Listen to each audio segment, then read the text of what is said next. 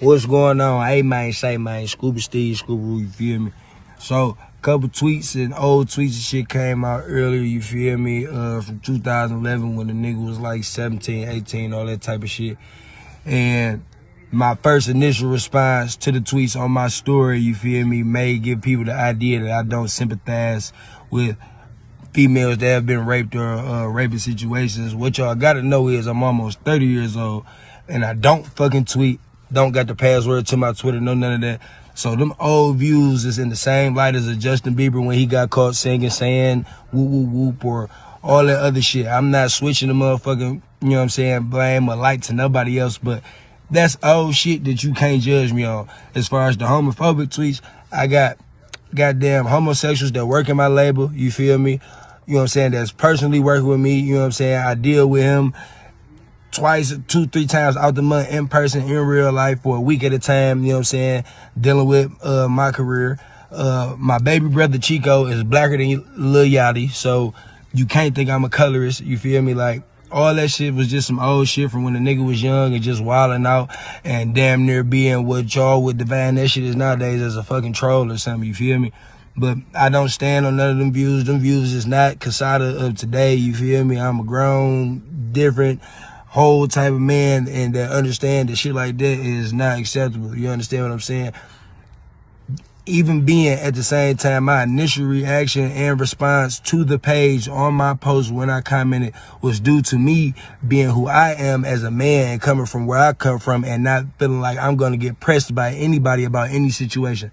So me calling that page what I called that page at that time was not me just looking at his thumbnail and going at what his that person who he used as his thumbnail, like going at that person's style of living or choice of lifestyle. You know what I'm saying? That's not what that was about. I'm a hood nigga. We say shit like that, and a lot of motherfuckers not sensitive to it, but it's just a different world that I'm in that I got to get used to because it's not on the way to those type of rooms or those type of circles like this. What it is, you know what I'm saying? I'm not the local rapper. I'm not the hood Negro that don't nobody give a fuck about if I'm just saying wild shit and it just go under the radar. Too many people love me. Too many people see my potential. Too many people have a lot expected out of me. And the man that I grew into and became is not what I was in 2011 when I was still trying to figure out my life. So all of that, you feel me, that negative energy, if people choose to dwell on it, that's on them. But I'm apologizing for my old views or any type of tweets that I said from back in the day. And I hope don't nobody hold no grudges on me, you know what I'm saying? And you feel me, we just gonna keep it pushing and we gonna respect each other as such. Yo, it's Big Ant, man. We back. Another edition of Urban Politicians TV. Had to come tap in on Sada, baby. Receiving a little bit of backlash for old tweets that resurfaced. We brought it up in a live chat last night, and, you know, people wanted to talk about it, and I said, fuck it, we'll get on it and speak on everything going on. But Sada, baby gave a pretty fair and respectable response, man. I mean, it didn't seem scripted. Seemed like he spoke on how he really felt. These tweets that came out were over 10 years old. He was still in his teens, late teen. I don't think he meant them to heart. I think that, you know, when you have these social media apps and you a kid, you just say all type of shit. You get online now, you look in these comment sections. 10 years from now, all these kids that are disrespectful, even with me being a nigga that's YouTube hustling and grinding on YouTube, man, I get the most disrespectful shit, death threats, all type of shit from niggas. And they not gonna stand on that shit in person, man. They don't even mean that shit.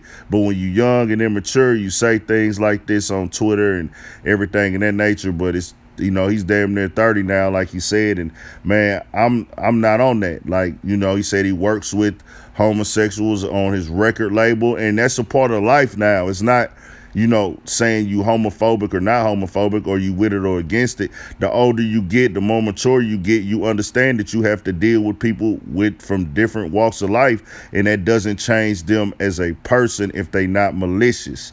So, you know, same thing with me, bro. I work with all type of people. I've interviewed all type of people, and I've even interviewed Sada, baby. Nigga was real humble, laid back, solid, cool as fuck. Wasn't on no Hollywood shit, wasn't arrogant or nothing like that. He was cool, humble dude. And I'll be honest, and I'll compare this, man. I done worked with a lot of rappers. rappers who are in the game and rappers who are not in the game. And I've actually worked with rappers who don't have 5% of the shit that Sada Baby has or his success level, and they are out of line, disrespectful, and act like they the shit. And it's like, bro, you ain't on shit. You know what I'm saying? So seeing Sada Baby being one of the top new artists in the game and making these waves and hit records, man, and you know, like I said, it didn't seem scripted. He spoke on how he felt and made it clear that he's not that type of person and the things that he was saying. So that's just that, man. You know, shout out to Sada Baby. Keep doing your thing. Shout out to the whole Detroit. Love that sound coming out that city. Love the artists and the culture of Detroit and all over, man. 1,000.